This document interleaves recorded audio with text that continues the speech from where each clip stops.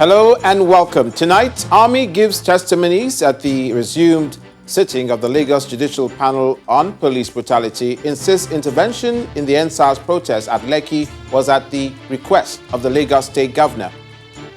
Anambra Judicial Panel of Inquiry promises due diligence as it receives 114 petitions on police brutality. Youth activists frown at freezing of accounts and arrests of NSAS protesters. Federal government seeks citizen support for the new community policing initiative as part of efforts to secure the country. And pro-Trump protesters hold rallies amidst tension as President-elect Joe Biden wins state of Georgia to solidify victory. Plus business and sports.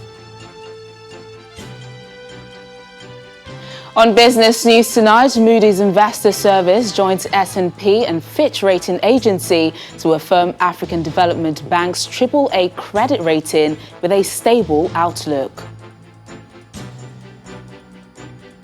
And on sports tonight, Italy's Yannick Sinner wins maiden ATP Tour trophy at the Sofia Open with victory over Canada's Vasek Pospisil.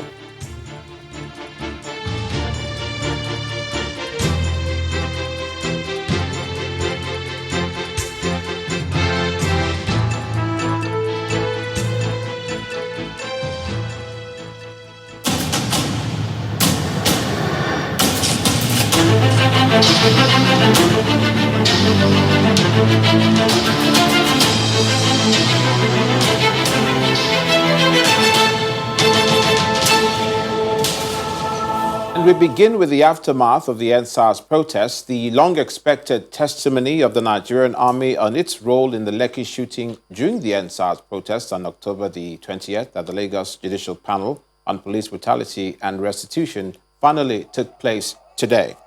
Commander 81 Military Intelligence Brigade, Brigadier General Ahmed Taiwo, insists that the troops did not just show up in the area, but were deployed immediately upon receipt of the signal to activate Phase 4, following the invitation by the Lagos State Governor, Babajide Sanwo-Olu. He insists that the troops were not only deployed to the Lekki toll gate alone, but also other areas to restore normalcy. 78 people killed at the Lekki toll. Claim various numbers of people were reportedly killed by soldiers at the Lekki toll shooting incident on Tuesday night. In other accounts, the number ranging from 15 to 25 individuals reportedly shot dead. We fact-checked it. After a considerable detailed search of hospitals and mortuaries in the state, Governor Jide Sanwo-Olu confirmed that only one life was confirmed lost in connection to the Lekki incident. According to staff relative Hospital Lekki, the death of the unnamed individual was caused by blunt force trauma, and he was on Admiralty Road. Another body with a gunshot wound was deposited in a mortuary in Yaba. An investigation is still ongoing to see if this occurred at the Lekki toll incident. I spoke personally with the governor on this because the Nigerian Army was not happy about two things.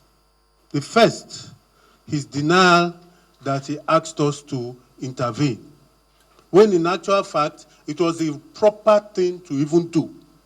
He called the Chief of Army Staff and called the GOC 81 Division and asked for intervention because the police had been overrun. But I'm sure, after we've watched everything, we saw he had more than reasonable grounds to ask the army to intervene. Perhaps it was the way everything went that made him say so. That afternoon, he had called the Chief of Army Staff and the GOC.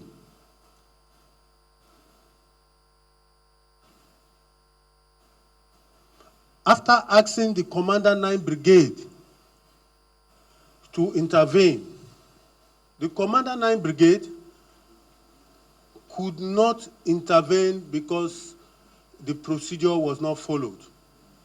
and asked him to call the Chief of Army Staff and the GOC. But he had called the Chief of Army Staff.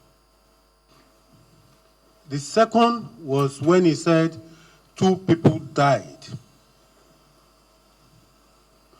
And he said, yes, 1 person died in Admiralty Road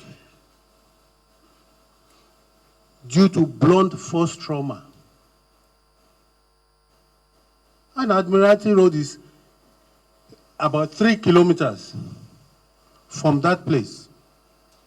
While they saw the police brought in a body to the mortuary in Yaba, Lekki, Yaba, the distance is far, and we listened to the BBC reports about sporadic firing in Yaba.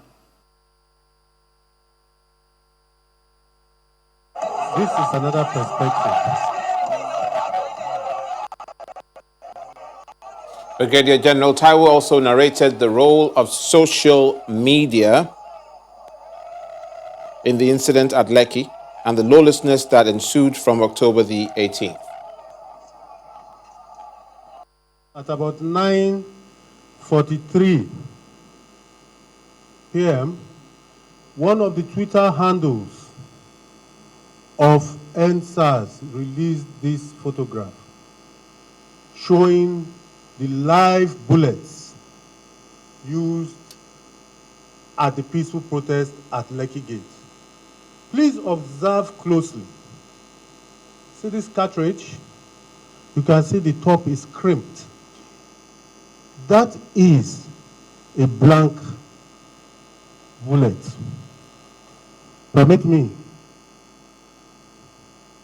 to show you the difference.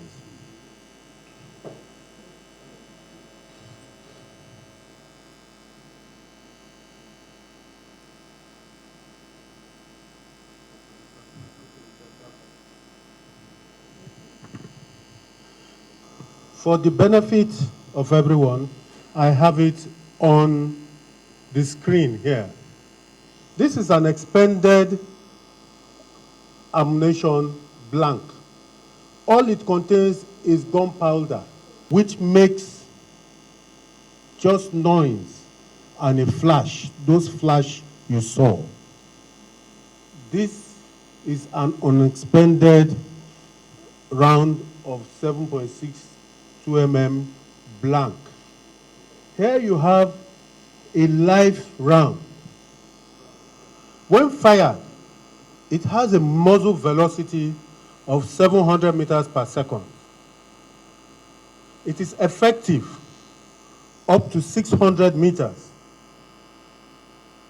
That means if you fire the rifle, it will kill somebody up to 600 meters away, depending on the skill of the firer.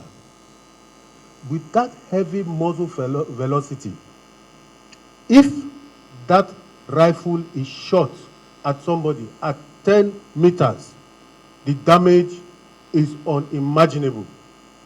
With that compact crowd you saw there, if they fired, you will not have a kill per person, but perhaps 3 kills per person. Oke Obi Enaduhuze is hit in the neck by a stray bullet and later died from his wounds because the ambulance sent to help him was prevented from giving medical aid by Nigerian Army.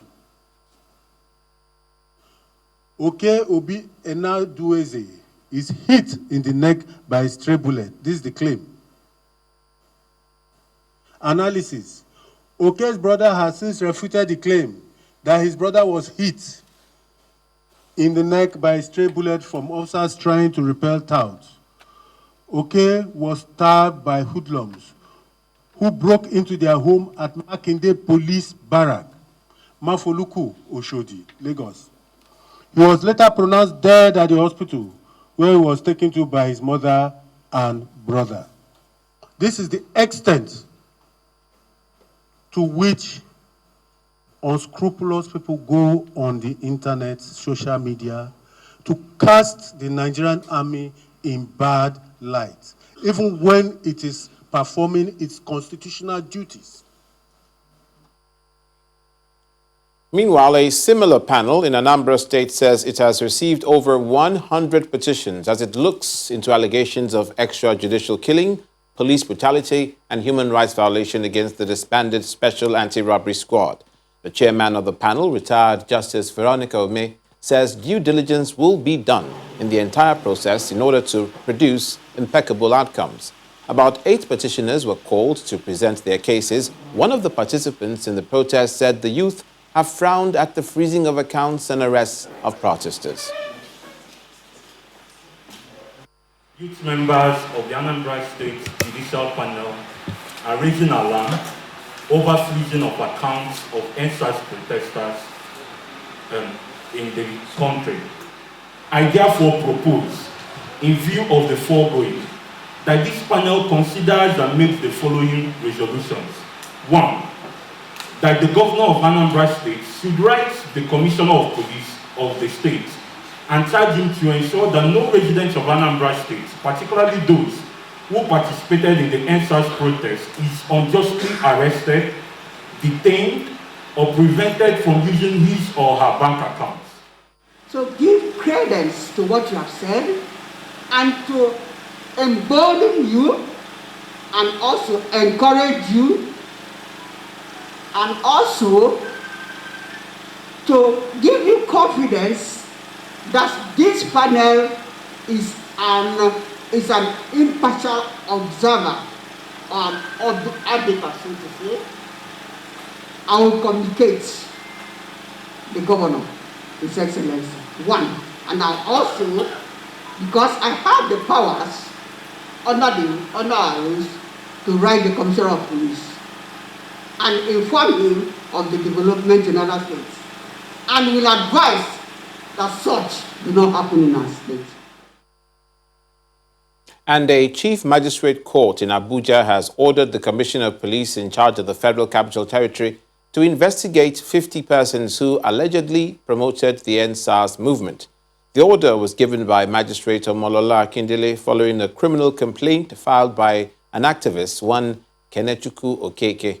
Okeke had alleged that during the riot, his properties were destroyed and that the defendants who promoted the NSAS protest must be brought to justice.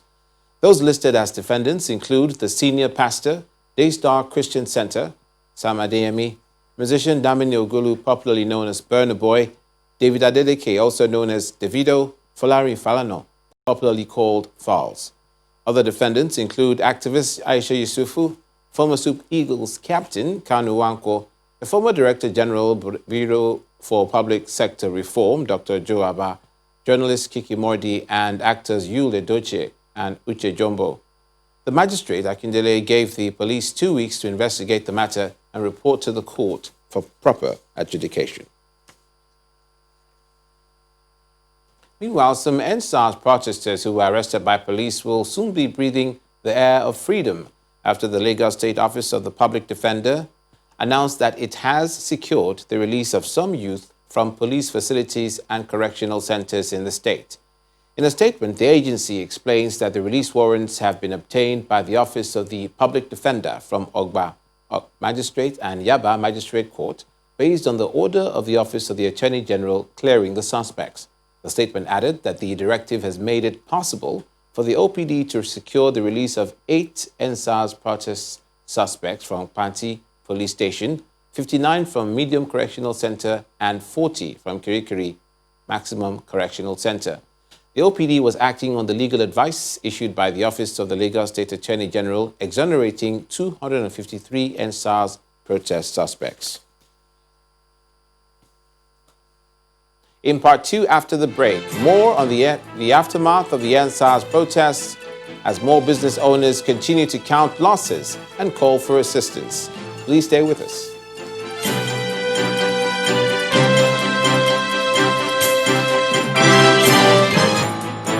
Welcome back. If you've just joined us, you're watching the news at 10 live on Channels Television, Lagos. A reminder of our top stories. Army gives testimonies at the resumed sitting of the Lagos Judicial Panel on Police Brutality. Insists intervention in the NSAS protest at Lekki was at the request of the Lagos State Governor. Anambra Judicial Panel of Inquiry promises due diligence as it receives 114 petitions on police brutality. Youth activists frown at freezing of accounts and arrest of NSAS protesters. Federal government seeks citizen support for the new community policing initiative as part of efforts to secure the country. And pro-Trump protesters hold rallies amidst tension as President-elect Joe Biden wins state of Georgia to solidify victory.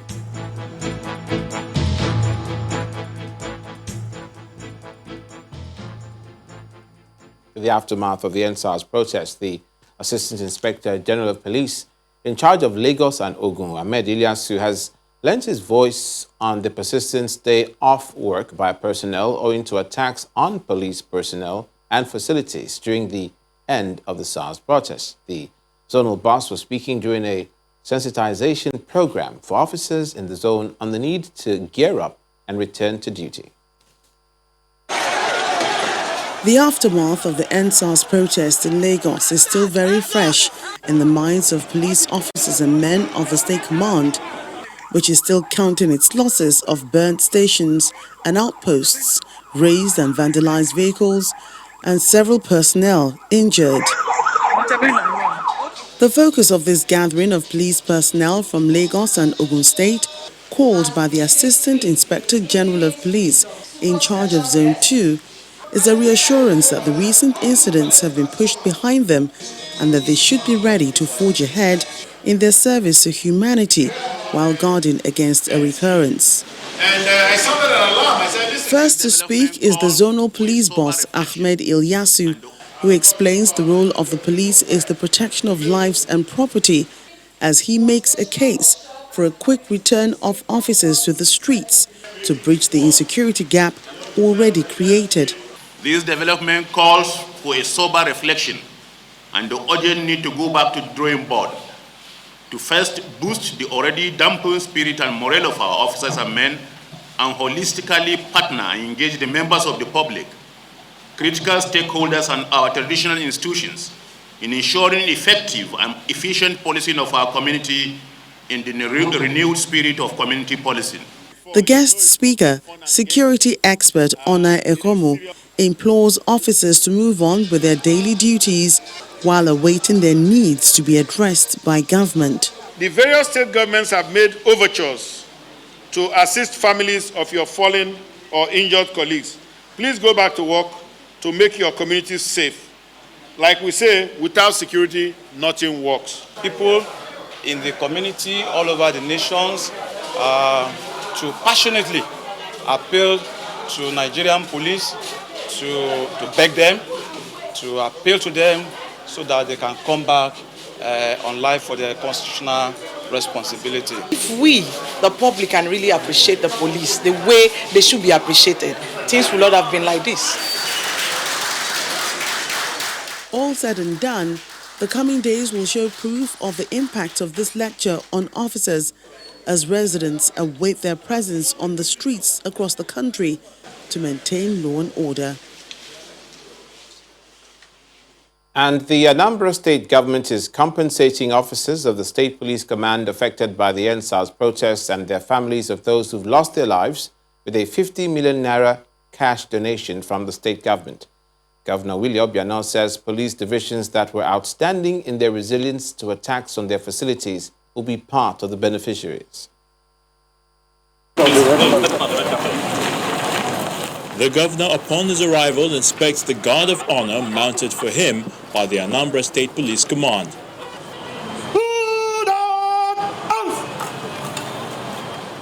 The visit is to boost the morale of the police officers as well as appreciate their efforts all through the turbulent times. Before presenting his speech, the Commissioner of Police asked for a moment of silence for the fallen officers of the command. According to him, 4 officers died, 17 officers were injured, 12 formations were completely burnt, 7 divisional police stations were vandalized, 2 armoured personnel carriers and 27 police vehicles alongside personnel and exhibit vehicles were burnt completely. He appeals for support for families of victims as well as a helping hand to fix the burnt police facilities. Support for the families of our fallen heroes. A modest grant to police personnel who lost valuable personal and household assets in the attacks on their barracks. The state governor doles out a total package of 50 million naira for compensation for the affected families and injured police officers, including tokens of appreciation for gallant officers and police divisions with remarkable performances. I want to sympathize with you for the loss of 4 of your men, the injuries sustained by 17 of your men, and of course the quantum of destruction. I do this in the name of the Father, and of the Son, and of the Holy Spirit. That's not all. Governor Willie Obiano presents 13 rapid response operational vehicles for the Rapid Response Squad and tasks them to use the vehicles for the purpose for which they are meant. They are not for social outing. They are not for guarding VIPs. They are strictly for your operational activities. The visitors rounded off with group photographs while the highly motivated officers give hearty cheers to the governor for boosting their morale in all ramifications.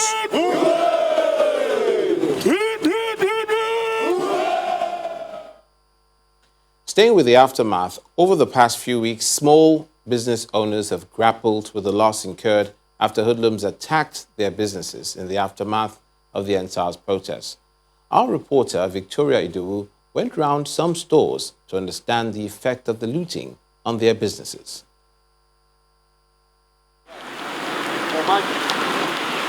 21st of October 2020, a day many people would remember with a heavy heart. It's the day the city of Lagos was turned into what seemed like a war zone by rampaging youths in the aftermath of the shooting at Lekki Toll Plaza. The action left many properties in parts of the state in ruins, vehicles, buildings burnt and shops looted.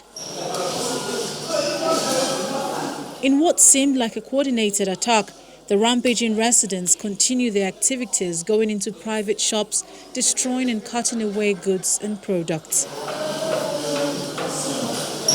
In the ShopRite Mall at Adeniro Ogunsoya, Surulere, there are 109 shops in use, and every one of them was looted and destroyed. The loss incurred by these business owners run into millions of naira. At least the goods that were looted here will be over 40 million. At least on the average, if we were to say, we don't want to even exaggerate. So far, goods worth over 15 million have calculated that are already gone, that I cannot even see. I lost probably over 12 million. I had a lot of cash in the drawer.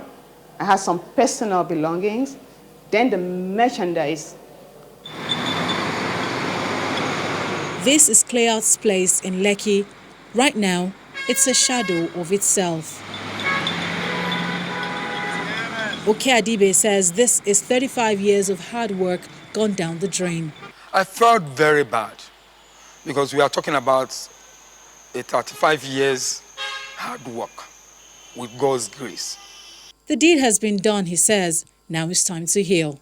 I have hope that God that allowed this to happen has a better thing for me. And I have hope in Nigerians because I know they will come to my aid. Okay. Oh, they broke our signage now. For the CEO of SAS Textile, Toyin Bakare, it is hard to think about. I don't want to think about it. I think of a lot of people's fabrics, our own fabrics. Every day we're still discovering more and more. An intervention from the government is what they hope for after all of this. They owe it to us to pay us, to compensate us for what has happened. We've lost business. For how long now we've not been operating? Look at it. Nothing is happening. I came in here from England with my money, my hard-earned money, to invest here. We are hoping that the Lagos State government will really fulfill their promises because people's livelihood has been affected. First and foremost, the government has to reimburse us in some way. I mean, reimbursing people that have shops in a mall is not rocket science. With 3 of her stores hit, the founder of Rough and Tumble, Adenike Ogunlesi, tells us how she felt when she heard of the looting. 3 outlets were looted. One was burnt to a cinders with nothing, totally unrecognizable. I felt a cocktail of emotions. Mrs. Ogunlesi believes a solution must be found to the issues that may have given rise to all of this in the first place, as everyone is vulnerable at one point or another. It's never been a better time to come to the table to have sincere conversations. I can't blame them. I'm sorry. I can't. I really can't blame them. I can't. They're victims. Where did they grow up? Some of them are sleeping under the bridge. Do you know when they last ate? You should do something about it. This is not the first time some of these stores have been looted. During the last xenophobic attack, a lot of shops at ShopRite were burgled, leaving many to wonder whether the opportunity for citizens to peacefully protest is a license for hoodlums to destroy and loot hard-earned belongings. Victoria Idowu, Channels Television News.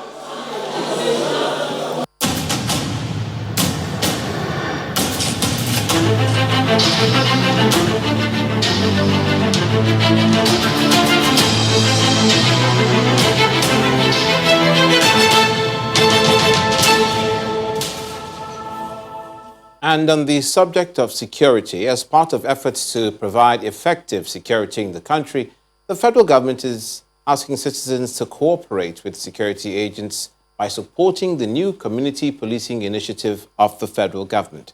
The Minister of Police Affairs, Mr. Mohammed Dingyadi, says the government remains committed to reforming the Nigeria police force in order to guarantee the internal security of the nation.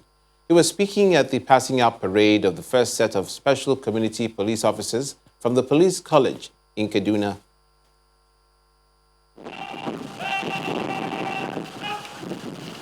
It's the passing out parade of the first set of special constables from the Police College in Kaduna. The Minister of Police Affairs kick-starts the event as the Inspector Guard of Honor.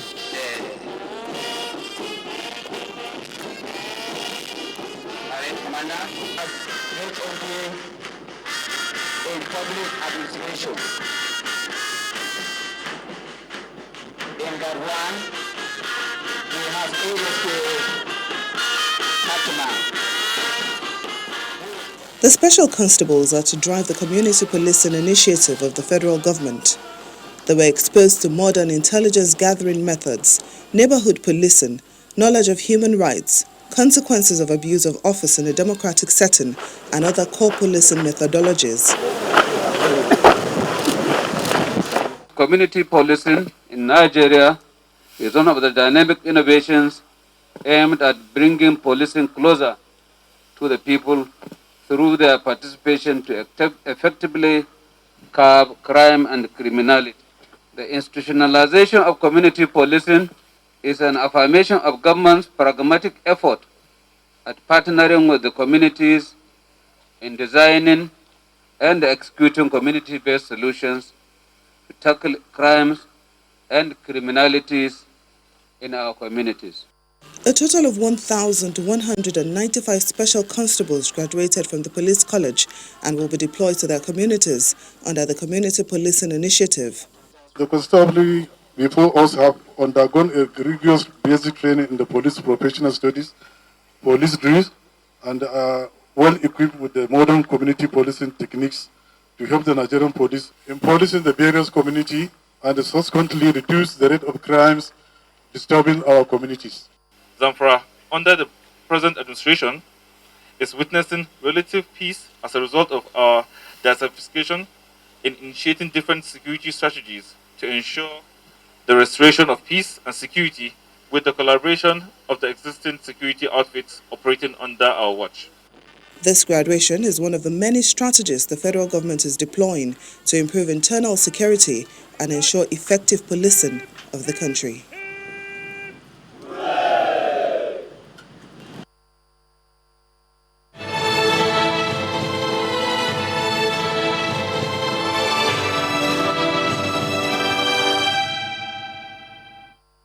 Global efforts towards finding a potent vaccine against the coronavirus continues, with some countries, including Russia, the UK, China, and the USA, announcing some breakthrough at one time or the other. Recently, a pharmaceutical company, Pfizer, and a biotech company, BioNTech, announced they now have a vaccine which is 90% effective. Our next report examines Nigeria's reaction to some of the breakthroughs, as well as local efforts towards vaccine production for COVID-19. Since December 2019, when the index case of coronavirus was reported in Wuhan, China, countries around the world continue to feel the devastating effect of the novel virus. Over 52.7 million cases have been reported globally, with over 1.2 million deaths. The ravages of COVID-19 pandemic and its high infectious rate has forced countries to prioritize research for vaccine and cure for the virus. For instance, the World Health Organization is driving international efforts towards finding a potent COVID-19 vaccine. This is besides efforts by some countries. Countries such as China, the United Kingdom, Russia, and the United States of America have all announced some breakthrough in recent times. But the latest is from Pfizer, which claims over 90% success against the virus. But what does this breakthrough mean for Nigeria? It is a great thing that Pfizer has eventually got that through. But we also know before the Pfizer was Russian vaccine. Now we should be talking of Nigerian vaccine. But the truth is that there's nothing on ground to suggest that we are ready.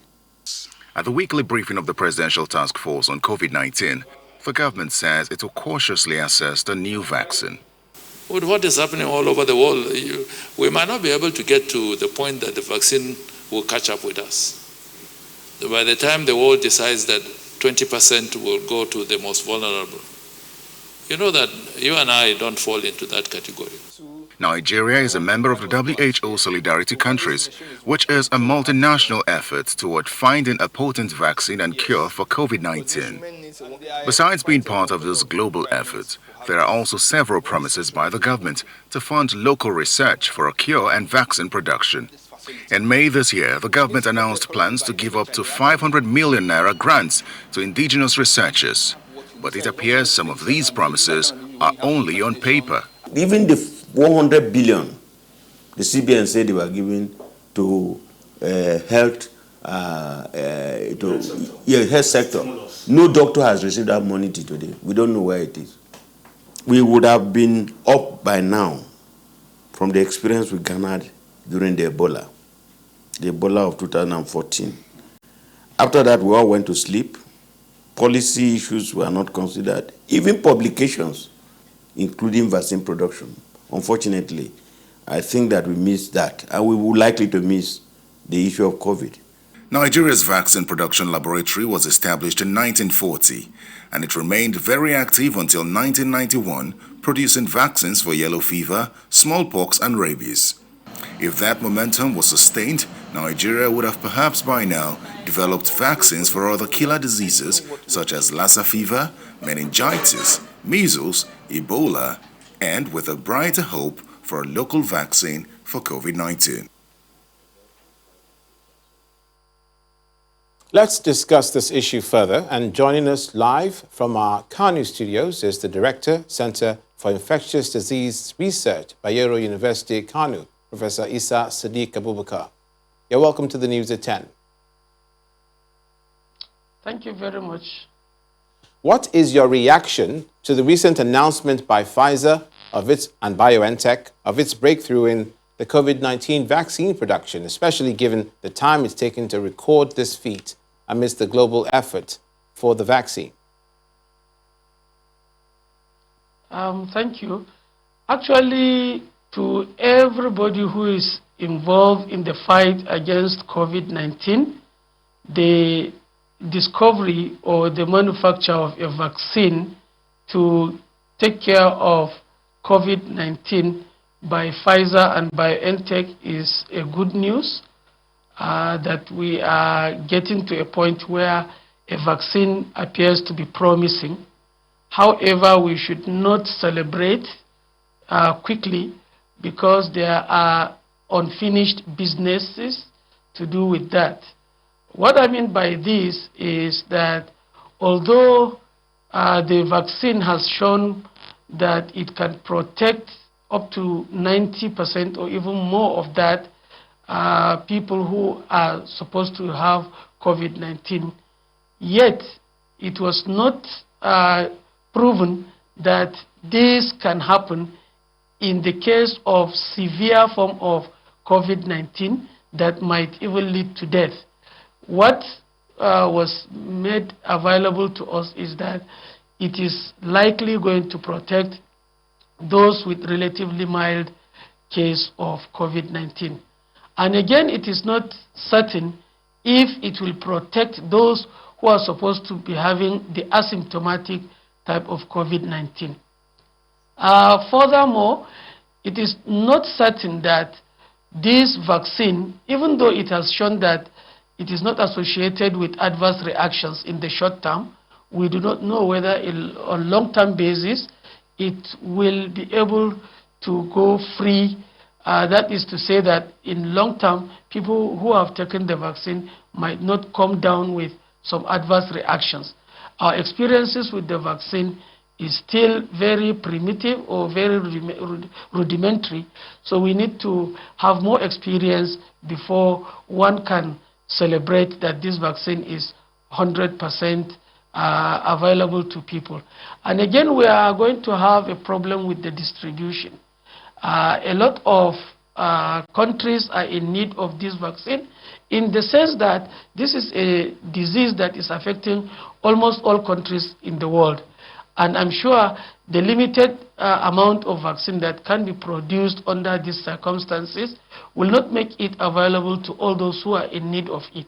So we still have a lot of unfinished businesses to do with a vaccine. We hope that therefore, more effort.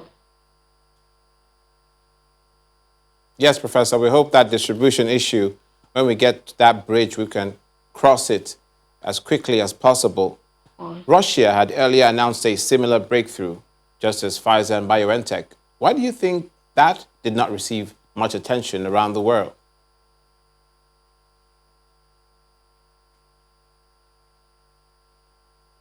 Yeah, well, the Russian vaccine is also another one that people need to look at, but then it is also not showing a lot of positive results that we still need to wait further for a vaccine that is coming from Russia, from other countries, to come and solve our problems. But then we need to develop our own local vaccines also, because we have the capabilities, we have scientists, we have some of our laboratories. If the government can give a lot of support, there is a possibility that some of the vaccines can even come up in Nigeria. We have Nigeria Institute of Medical Research, we have Nigeria Institute of Pharmaceutical Researches, as well as the universities. They have a lot of centers that with scientists who are well trained in molecular biology and other areas of science, that when we are able to galvanize all these efforts together and resources, even in Nigeria, we can come up with promising vaccines. We certainly hope that turns out to be the case. We know that we have respected scientific minds, especially outside the country as well as here. Thank you so much, Professor Issa Sadiq Abubakar of the Bayero University. Thank you very much.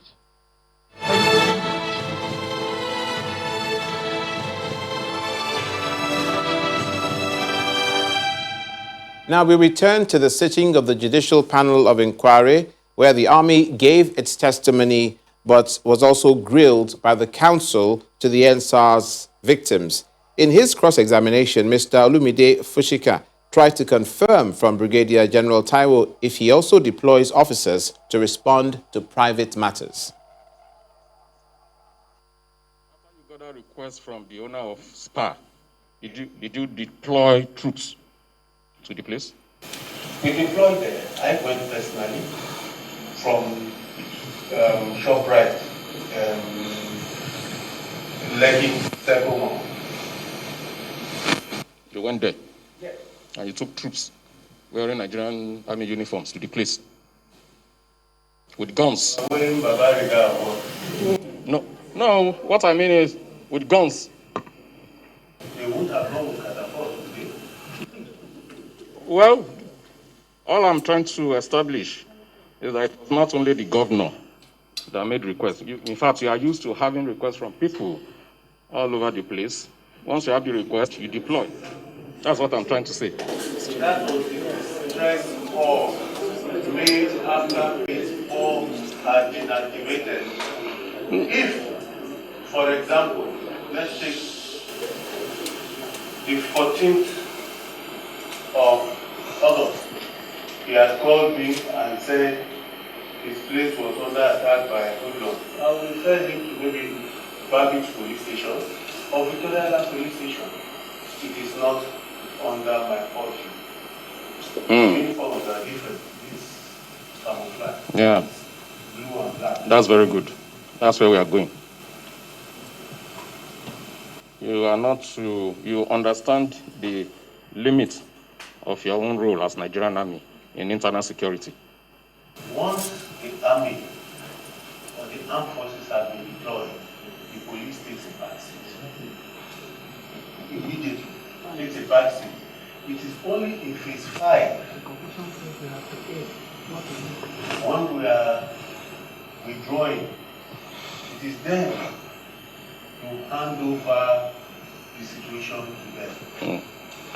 Even in phase 4, when you are deployed, and you are carrying out internal security duties, and you arrest maybe looters, rioters, killers, murderers, rapists, you must still hand them over to the police for prosecution.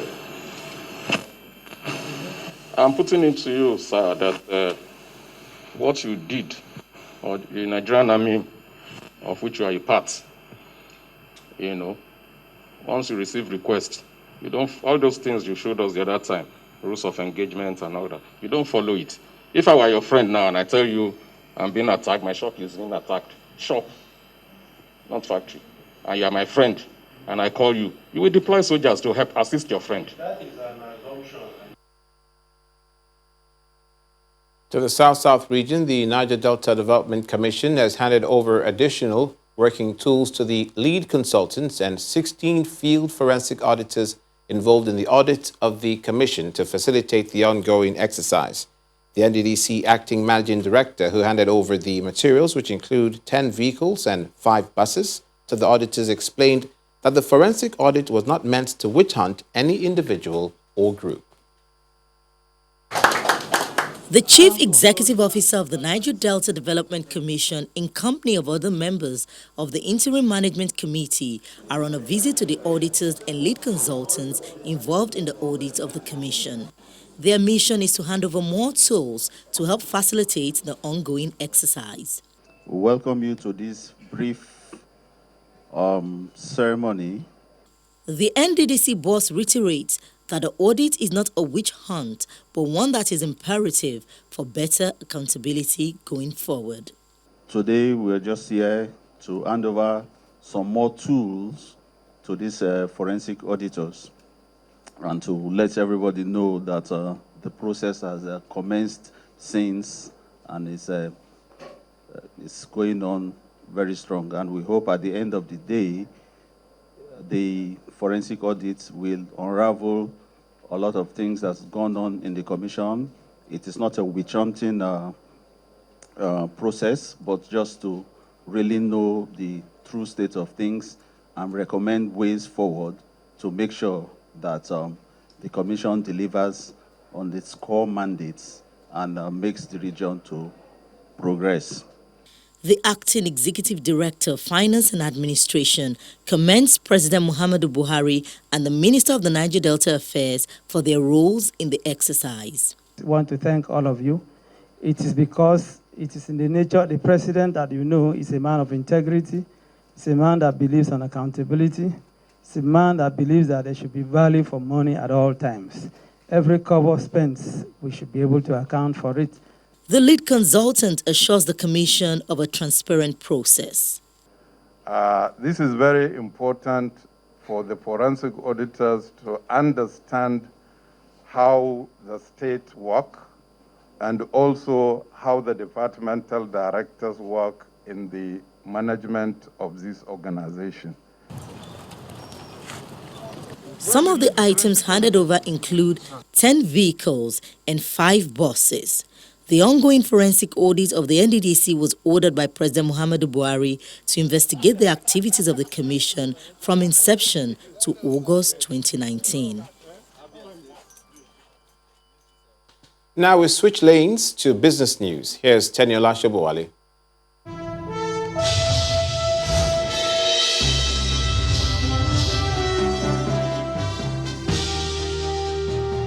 Thanks a lot, Olumide. Welcome to Business News. Global ratings agency Moody's Investor Service has affirmed the African Development Bank's AAA credit rating with a stable outlook. In a statement released today, Moody's says the AFDB's credit profile is supported by the bank's robust capital buffers and superior risk management, which mitigate risks. The AAA rating from Moody's follows similar affirmations earlier this year by the other leading rating agencies, Fitch, Standard & Poor's, as well as Japan Credit Rating Agency.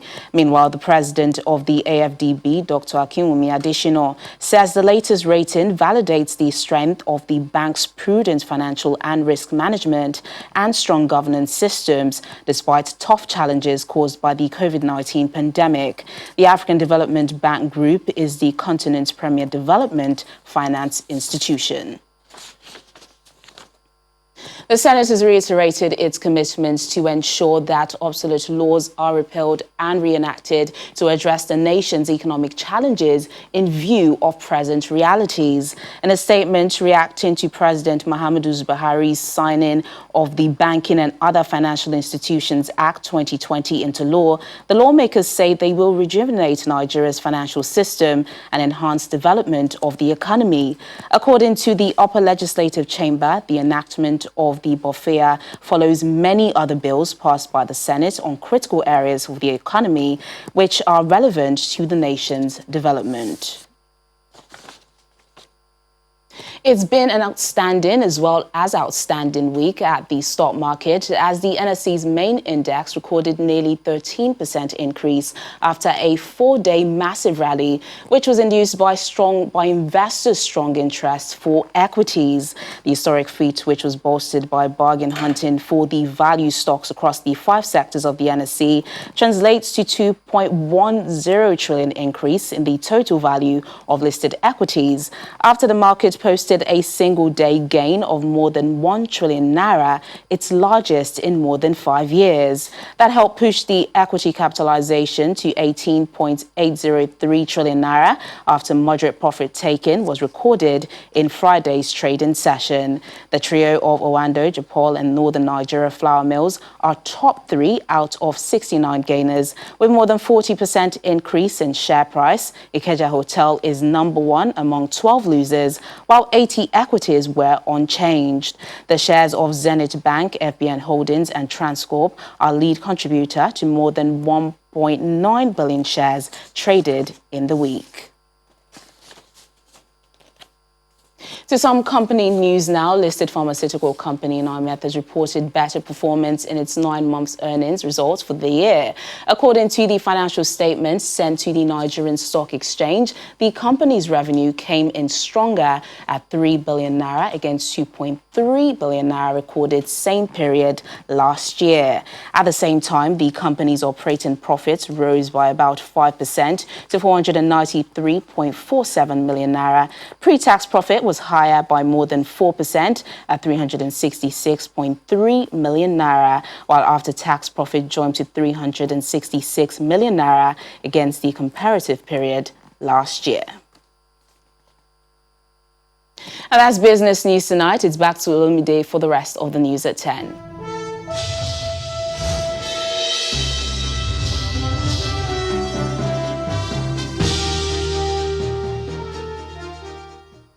And in just a moment, we'll be joining Kayode Okikiolu for sports news.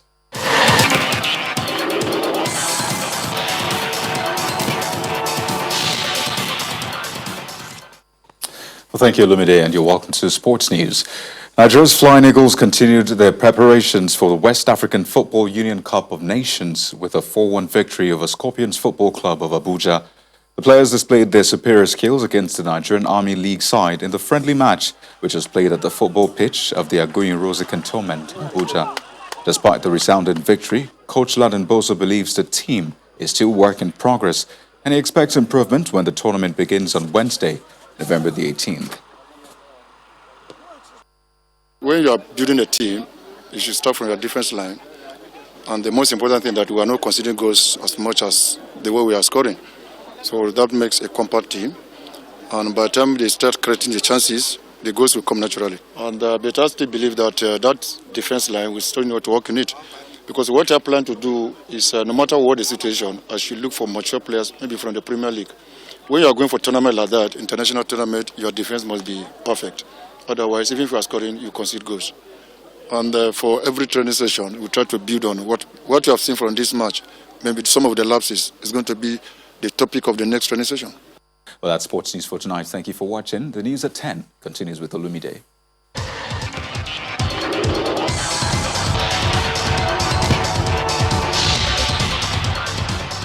Thank you, Kayode. In the United States, U.S. President Donald Trump has greeted thousands of supporters in Washington, D.C. as they rallied to back his claims of voter fraud in the U.S. election. Now, the demonstrators gathered as part of various events planned to show support for the president, who is yet to concede defeat to Democratic President-elect Joe Biden following the November 3rd election.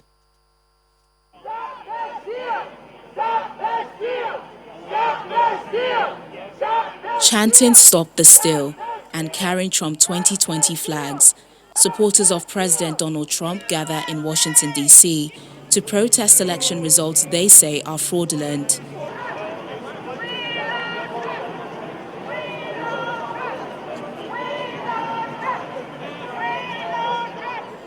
Echoing the president himself, many of his supporters refused to acknowledge the result of the U.S. presidential election, alleging irregularities, even though election officials in several states have said the election was secure. I just want this isn't over. It's not even close to being over. And those people that are telling you right now that it is over are lying to you.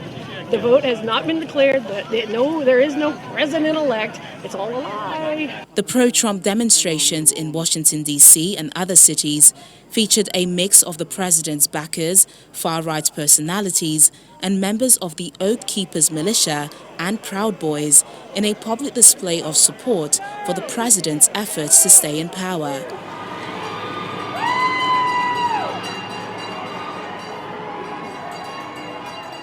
Earlier, protesters swarmed the presidential motorcade as Mr. Trump drove past on his way to his golf course. The demonstrations come the same day as U.S. President-elect Joe Biden solidified his victory with a projected win in the state of Georgia, making him the first Democratic candidate to take the state since 1992. He now has 306 votes in the Electoral College, which far exceeds the 270 threshold needed to win the presidency.